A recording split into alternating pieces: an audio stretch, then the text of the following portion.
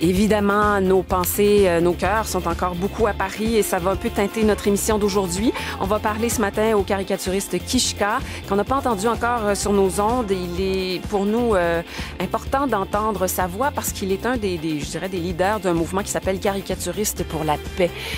Et lui, d'origine juive, mais il a travaillé régulièrement avec des caricaturistes originaires du monde musulman, des caricaturistes d'ailleurs de partout à travers le monde. Nos bêtes de pub vont faire pour nous un genre de tour d'horizon des images qui déjà s'imposent depuis les événements tragiques de Charlie Hebdo hier. Mais d'abord, on va lancer la question du blasphème. Et j'ai envie de vous lancer une question. Vous savez, on dit tous depuis hier « Je suis Charlie ». Mais est-ce qu'on l'était assez avant-hier? Est-ce qu'on avait assez le courage d'assumer cette fameuse liberté d'expression? Est-ce qu'on avait assez le courage de revendiquer pour la liberté d'expression un poids égal à la liberté de croire en ce qu'on veut? Alors, on va un peu parler de tout ça avec deux invités pour ouvrir l'émission.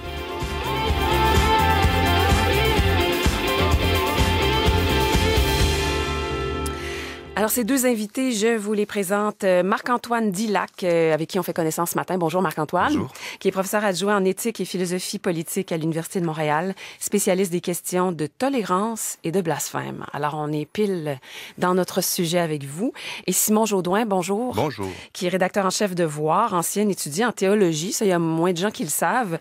Vous aviez réfléchi beaucoup sur la récupération des mythes religieux par le monde laïque. Ça aussi, ça nous amène un peu dans cette frontière si fragile et complexe en ce moment. Et vous êtes un de ceux, hier, comme Jean-François Nadeau dans Le Devoir d'ailleurs, qui nous a un petit peu fait comprendre qu'on n'était peut-être pas assez Charlie avant-hier. Oui, hein? Oui, c'est ça. Il y a eu un mouvement d'adhésion spontanée à « Je suis Charlie ». Il y a même des gens, j'imagine, qui, sans vouloir dénigrer l'adhésion spontanée, qui était sans doute motivée par une grande peine, qui ne savaient peut-être pas avant hier qu'est-ce que ça signifie, justement, être Charlie. Et oui, il y a quand même c'était une presse excessivement libre, radicalement libre, qui remettait en question même le pouvoir des publicitaires, donc qui ne voulait avoir absolument aucune attache. Est-ce que... alors, on se revendique aujourd'hui de la liberté de presse, mais est-ce qu'on est prêt à aller jusque-là avec eux, justement, sur ce combat-là? Ils sont morts au front devant tout le monde. Et je ne suis pas certain non plus qu'on aurait adopté tous les messages de Charlie, surtout dans les dernières années, mais somme toute, ils étaient devant au front radicalement libre. Est-ce que tout le monde qui défend cette fameuse liberté de presse et de parole aujourd'hui n'était pas plutôt dans un bunker plus loin sur le champ? C'était la question que je posais, effectivement. Bon. Alors, ça nous amène aussi assez bien. Vous avez publié, Marc-Antoine Dillac, en mai dernier, un livre intitulé « La tolérance, un risque pour la démocratie » avec un point d'interrogation. Et dans ce livre-là, entre autres, il y a tout un chapitre sur la liberté d'expression et la question du blasphème comme dilemme politique. Alors, est-ce qu'on pourrait dire que notre société est devenue plus frileuse quant à la question du blasphème au cours des dernières décennies, par exemple? Alors, à mon avis, non. Je ne pense pas que la société, par exemple, française soit devenue plus frileuse. Charlie Hebdo, par exemple, représente très bien disons, cette volonté de toujours attaquer le dogmatisme, et le dogmatisme prend la forme du dogmatisme religieux, évidemment. Alors, ce qui se produit en revanche, c'est plutôt des attaques répétées à l'égard de la liberté de blasphémer. C'est pas tellement que il y a une frilosité ambiante qui fait que les caricaturistes, par exemple, s'autocensurent. On le voit bien avec Charlie Hebdo. Il n'y a jamais eu d'autocensure. Néanmoins, ce qu'on remarque depuis les années 80, c'est une augmentation des recours judiciaires contre certaines formes de blasphème par la caricature, par des publications aussi littéraires. Alors, ce qui serait intéressant, là, c'est de remonter un peu le temps et de voir qu'est-ce que c'est comment est né le blasphème? Qu'est-ce que c'est le blasphème, en fait, Marc-Antoine Dillac? Bon, alors, sans être un spécialiste de la religion et du blasphème en tant qu'acte religieux, disons que le blasphème s'atteste depuis en fait l'Ancien Testament, qui très explicitement dit que toute personne qui parlera mal de Dieu, alors j'utilise le mot Dieu qui n'est pas utilisé, mais toute personne qui parlera mal de Dieu, quelle que soit son appartenance ethnique, son appartenance linguistique, eh bien, devra être mis en pièces et sa maison brûlée. Ouais. C'est dans le d'une grande livre violence, de Daniel. Oui, et le blasphème était puni, était puni de mort par lapidation. Donc tout ça, c'est quelque chose qui, évidemment, disons, est un héritage. Oui, c'est ça, c'est présent en fait dans les fondements des trois grandes religions monothéistes. Là. Exactement. Alors dans le christianisme, c'est un peu plus compliqué parce que on ne trouve pas ce type de propos dans les évangiles. C'est ça, dans l'Ancien Testament, oui, qui est repris quand même par les chrétiens. Les 10 commandements aussi. Les 10 commandements aussi. Oui, effectivement. Mais ensuite, dans la religion chrétienne instituée, donc dans la religion catholique, on retrouve évidemment cette notion de blasphème, et on peut dire que de saint Augustin à saint Thomas d'Aquin, on a toute une théologie qui essaie d'associer, par exemple, l'hérésie, donc tout écart par rapport au dogme catholique, donc associe l'hérésie à l'acte de blasphémer, au blasphème. Ouais. Et donc répression très très violente. Donc une répression extrêmement violente. Et ça va durer longtemps, puisqu'on peut penser à l'Inquisition, on est là-dedans aussi. Ça va durer jusqu'à la Révolution française, jusqu'aux Lumières, et ensuite pour retirer jusqu'à la fameuse loi, là, c'était 1881, sur la liberté de presse en France, où là carrément la notion de blasphème va être carrément retirée de toute forme de juridiction. Mais effectivement, ça a duré toute cette époque-là. Ça a duré, bon. Oui.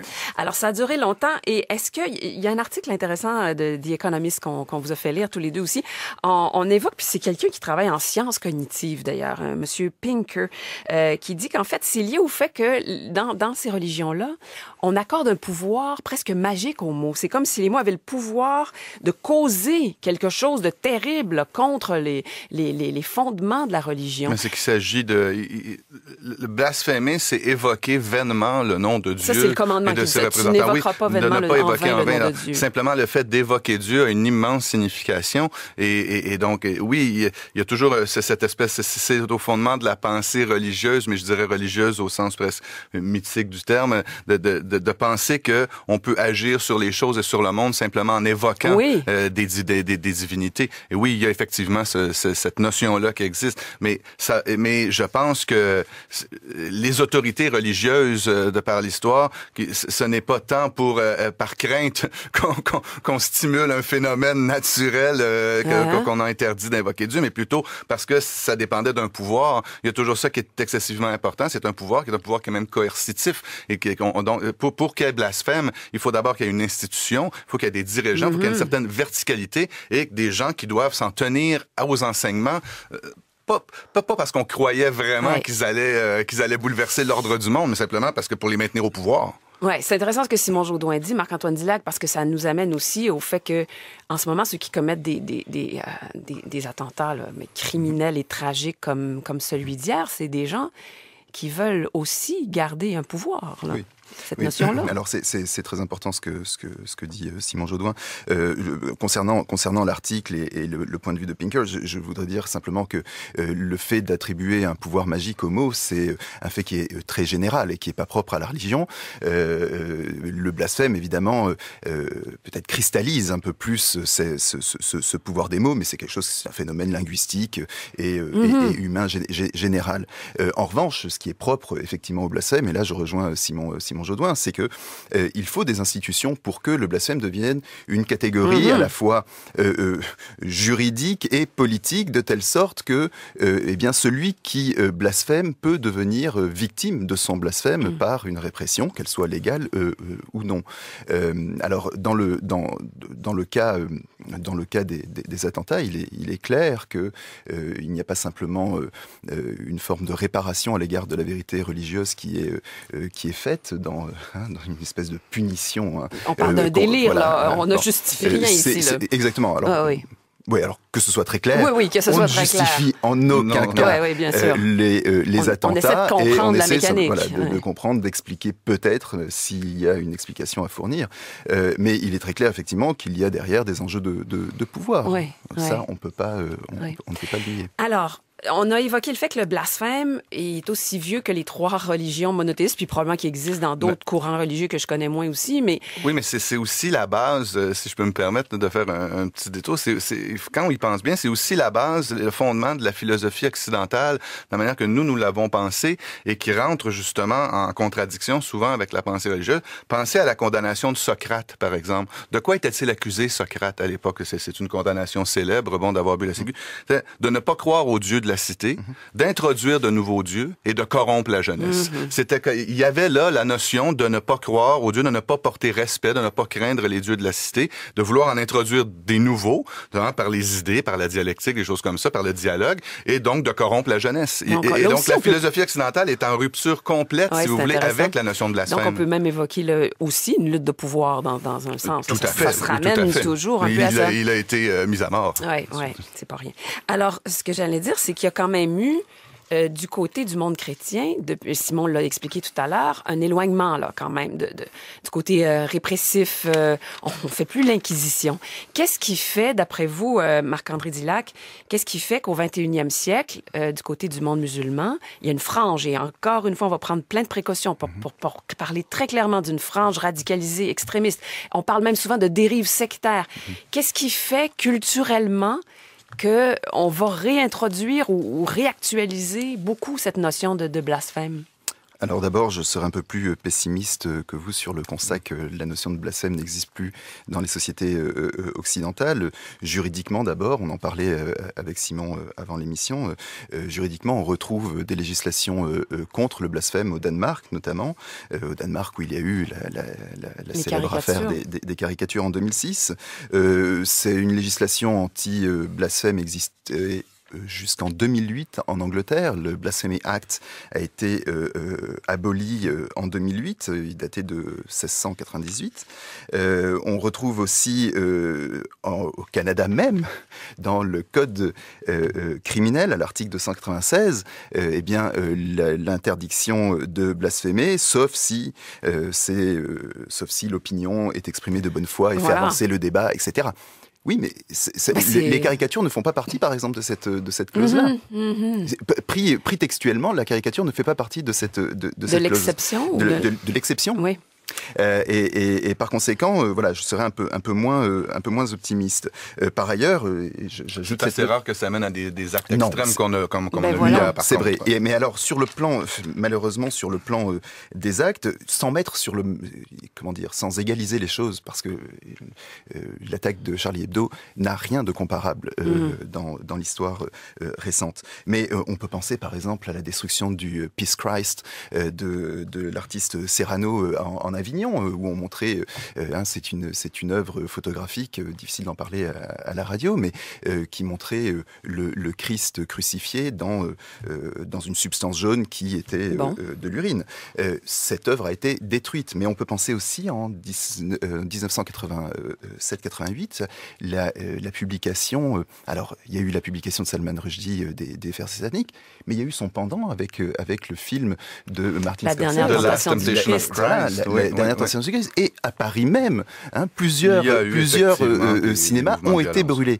Alors, personne n'a le monopole de la bêtise. Ce qui est vrai, c'est qu'aujourd'hui, il y a une cristallisation contre toute forme de blasphème par une frange radicalisée, très iconoclaste, qui brise toutes les icônes, que ce soit les caricatures, que ce soit des statues, les statues de Mamienne, et donc effectivement là on a un phénomène aujourd'hui qui est particulier à l'islam. Et récupéré par une lutte de pouvoir. On veut installer un pouvoir extrêmement. Je pense tout de même que dans les pays où la loi sur le blasphème est le plus appliquée, on pense notamment au Pakistan où on carrément la peine de mort. On aurait eu, j'avais les chiffres là, ce matin. Peut-être que mon collègue les sait un peu mieux que moi. Dans l'article de l'Économiste, jusqu'à on dit qu'il y 900 aurait personnes et plus qui ont été condamnées, pas seulement des chrétiens, mais des...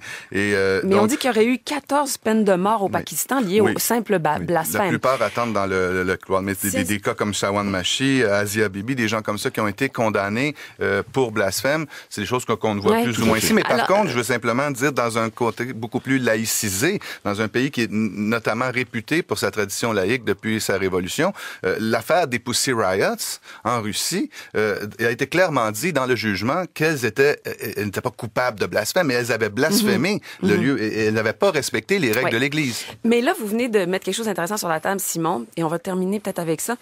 Le fait que il n'y a pas un pays quand même sur la Terre là, d'obédience chrétienne qui a dans sa constitution quelque chose qui ressemble à la peine de mort pour le blasphème. Mais je pense quand même dans le monde musulman, musulman, le Pakistan, non, je parle du monde chrétien. Oui, oui. Ben voilà, dans le monde musulman, ça existe. Il y a des pays, c'est inscrit dans leur loi. Ils sont, les pays islamistes... Mais c'est pas des pays où la démocratie est excessivement en santé non plus. Mais est-ce que c'est pas là, finalement, la racine de l'explication? Pourquoi c'est dans le monde musulman? Pense, oui. Est-ce que tant que ces pays-là vont exister, ils auraient beau aujourd'hui condamner les attaques, est-ce qu'il n'y aura pas là une pente dangereuse? Qu'est-ce que vous en pensez, Marc-Antoine? Oui, bien sûr, mais alors, pour reprendre l'objection de Simon, évidemment, ce ne sont pas des pays démocratiques. Dans un pays démocratique, normalement, il y a eu une séparation entre l'Église, les églises et le pouvoir politique. Mmh. Dans des États où il n'y a pas cette séparation, et pour des raisons politiques qu'on a connues en Europe jusqu'à la Révolution, eh bien, dans les pays où il n'y a pas ce type de séparation, un blasphémateur est quelqu'un qui menace l'autorité de l'État. Mm-hmm. Et par conséquent, la peine de mort qui est infligée au blasphémateur est une peine politique. Exactement comme ça pourrait être la peine que recevrait un opposant politique. Donc il faut bien avoir ça à l'esprit. Et effectivement, le chemin vers la démocratie et l'abolition de ce type de peine est encore long. Encore long, parce que ça voudrait souhaitable. dire que ce type de gouvernement n'existe plus. Tout à fait. Et ça, c'est pas demain. Mais on a l'impression qu'on s'en sortira pas à moindre coût. Au coût de la démocratie, oui. C'est ce que je pense aussi, mais d'où l'idée justement où je crois où je reviens à l'idée première où vous m'avez aiguillé sur cette fameuse idée de liberté de presse, où on se demande à la fin comment on s'en sert de cette liberté de presse, quel type de pédagogie on fait, et notamment intra-État chez nous, avec les gens qui justement pourraient être appelés, parce que vous remarquerez le CHEM là dernièrement, où c'est souvent des gens qui sont résidents à l'intérieur des pays, c'est pas des attaques venues de l'extérieur. Donc, comment nous menons ce débat démocratique-là ici? Je veux bien croire qu'il faut partir, les va-t-en-guerre vont dire, mais il faut absolument s'armer contre eux et réagir. Mais comment travaillons-nous ici? Pas simplement en processus d'intégration, mais oui aussi. Comment se fait-il? Comment les gens se sentent-ils lorsque d'année en année, à chaque fois que quelqu'un demande un menu halal quelque part, on sort tout de suite les grands discours et on crie à l'intégrisme. Comment on se sent à l'intérieur des pays, alors avec ce dialogue-là qui peut être vicié à la base, où chacun reste sur ses positions. C'est pour ça que moi, ça fait quelques années que je revendique justement une idée d'inclusion, mais pas inclusion simplement au niveau du principe, mais d'un dialogue démocratique réel avec nos concitoyens. Donc, même à l'intérieur des démocraties, il faut l'appliquer ici, ce qu'on réclame chez les autres. Voilà. Ouais. Alors, 3 commentaires en terminant. Lise Pelletier de Montréal. À mon sens, le blasphème est une critique de la morale. Or, je préfère l'éthique, qui n'est pas non plus la rectitude politique. Critiquer, se moquer, remettre en question, débattre, questionner sont des fondements de notre liberté individuelle. Serge Brodeur de Nord-Métal. Le blasphème est d'abord avant tout une invention pour ségréguer, punir et contraindre. Ça revient à certaines idées que vous avez amenées tous les deux. Et José Olivier, pour moi, la plus haute forme de blasphème, c'est le meurtre, pas la parole. Très intéressant. Un grand merci à tous les deux. Simon Jaudoin, rédacteur en chef de Voir, ancien étudiant en théologie. Et Marc-Antoine Dillac, professeur au département de philosophie de l'Université de Montréal, titulaire de la chaire de recherche du Canada en éthique publique et théorie politique et auteur d'un livre La tolérance, un risque pour la démocratie, point d'interrogation, publié en mai dernier chez Vrin. Merci beaucoup tous les deux. Merci, au revoir.